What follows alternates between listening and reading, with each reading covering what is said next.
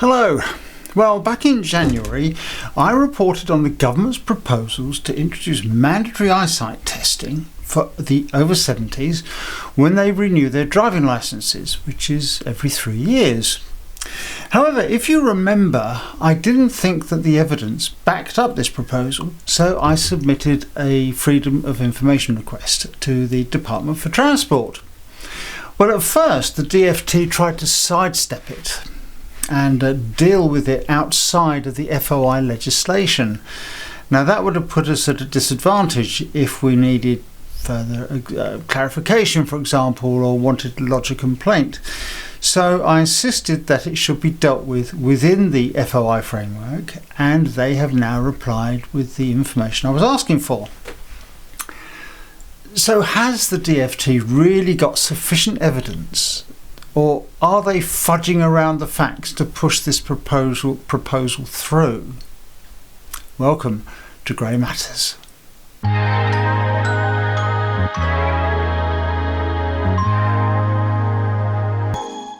Hello, and welcome to Grey Matters, the channel that promotes the fact that the older generation still matters and has relevance, and which looks at issues that matter to the older generation.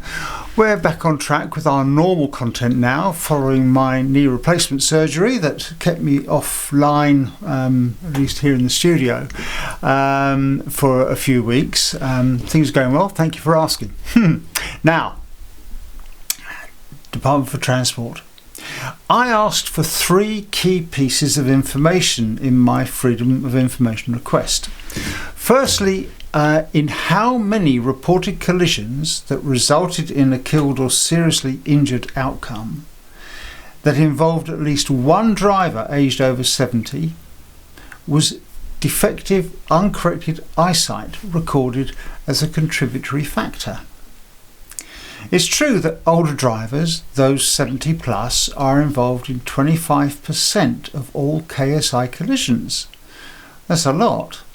They're not responsible for, particularly, merely involved in, because the stats don't tell you who was to blame in various accidents.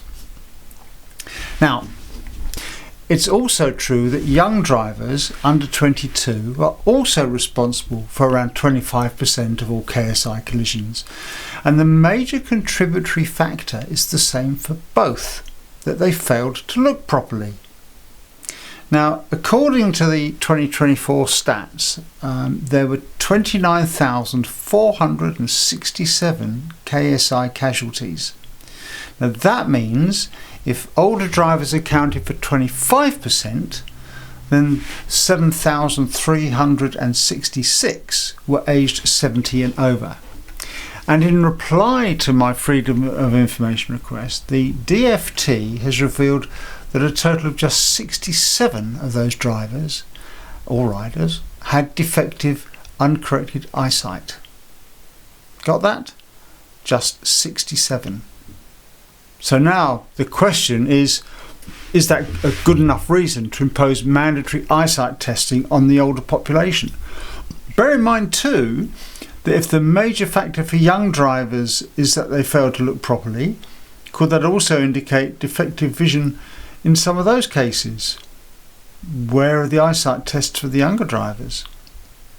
Secondly, I asked for details of impact assessments, evidence, reviews, risk analysis and so on that informed or supported the proposal for mandatory eyesight testing, and that gave defective eyesight as a contributory factor. Now, the Department for Transport's response to that was to send me a link to their consultation document.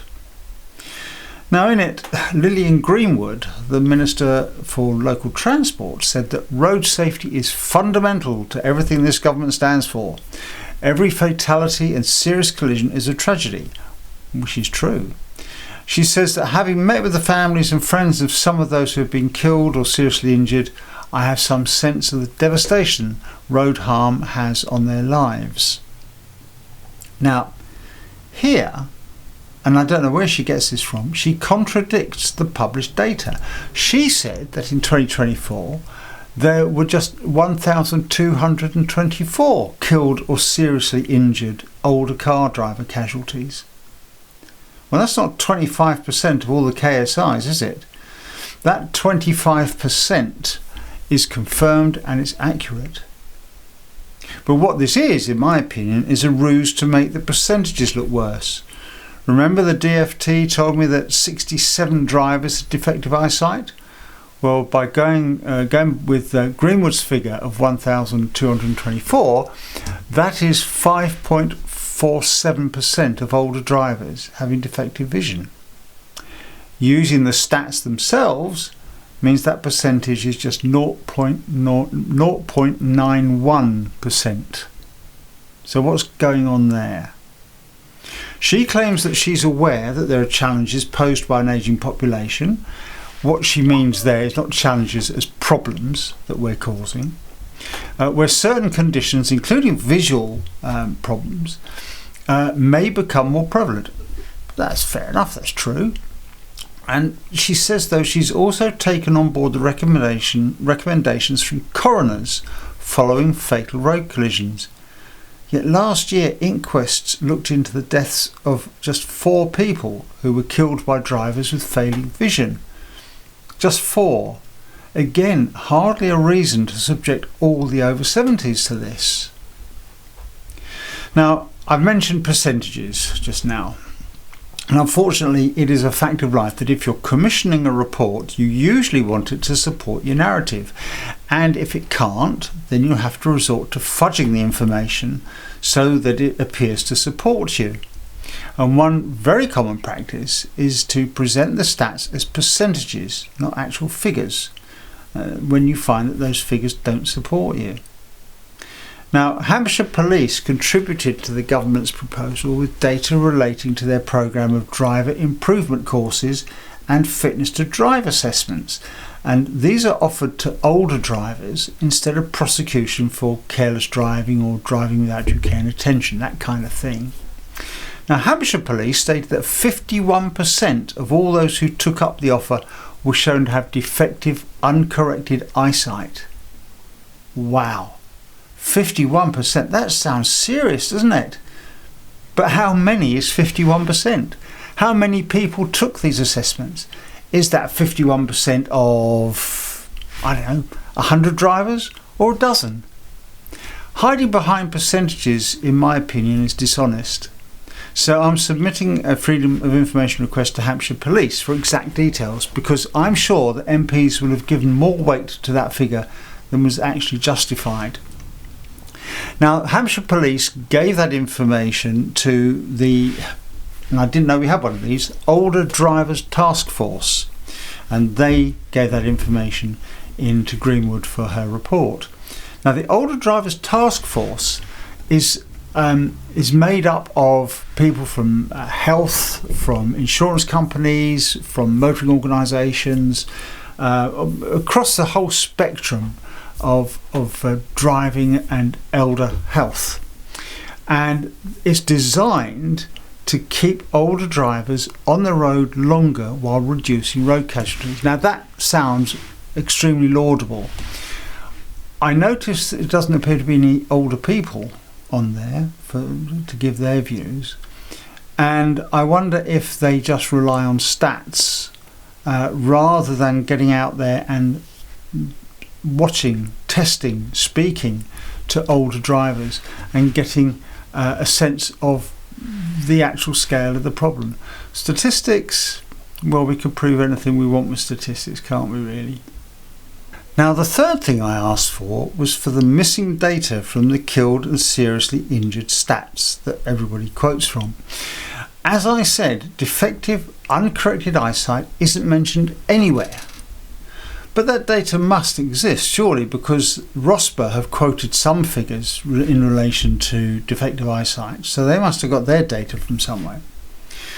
So I said I want that information, and I asked for it to be broken down into age ranges for older drivers, not as percentages, but as real numbers. And here is that vital information.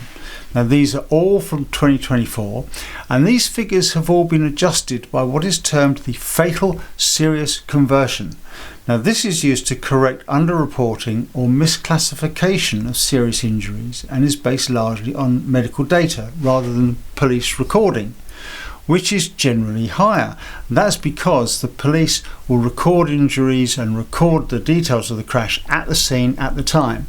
And when the casualties get to hospital, it would appear that in many cases the injuries aren't as severe or as bad as was first thought. So there's this disparity. So this is taking using that conversion. From the age group of 70 to 74, there were 8. From 75 to 79, 16. 80 to 84, 17. 85 to 89, 23. And 90 to 94 years old were just 2, the total of that 67 I mentioned earlier. Now I think it's expected to see those numbers increase with age until you reach your 90s, where it drops substantially, presumably because there aren't so many drivers on the road at that age, and those that are do tend to drive slower and more within their capabilities. Now the 2024 stats reported that a total of, as I mentioned before, 29,467 KSI collisions, and those 76 older drivers with defective, those 67 older drivers with defective vision, accounting for just 0.2273%, which is tiny. Okay, let's just run that by you again. Out of those 29,467 killed or seriously injured collisions, those 67 drivers with defective vision accounted for 0.2273% of those cases, which is tiny. So that's the information I've had in the most basic terms. Now, it seems that this proposal for mandatory eyesight testing stems from the health self-declarations that drivers make at the time of licence renewals. And I have to admit, I've been critical of self-declarations because they enable unsafe drivers to continue driving with no additional checks.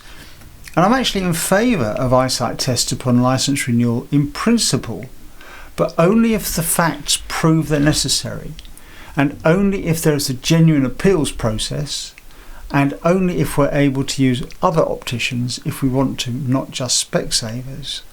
Only if the facts prove they're necessary. And with such a tiny proportion of drivers involved in killed or seriously injured accidents having defective eyesight, I don't think the facts prove that they are necessary. Now obviously the consultation document is long and very detailed, and it's like trying to wade through treacle, but I will endeavour to wade through it, and if I find anything else of interest in there, anything I disagree with, anything I think you might want to comment on, I will do another video bringing these additional things to your attention. So that's it for now. Thank you for joining us. Do subscribe, and if you recently unsubscribed, then resubscribe again. I know the last few weeks with my knee replacement hasn't been the sort of thing you wanted to see, which is presumably why you unsubscribed. But don't forget, this channel covers a wide range of topics, from travel to health to pensions, gardening, all sorts of things. And if you see videos that don't appeal to you, stay with us, because I'm sure there'll be videos that will come up that will appeal to you fairly quickly. Okay, thank you very much. Don't forget, like, share, subscribe, and if you see the hype button on your mobile device, that'll be there for 7 days after publication of this video. If you hit that hype button, you'll get us out in front of a few more people, in fact a lot more people. Thank you very much for joining us, and until the next time on Grey Matters, it's bye for now.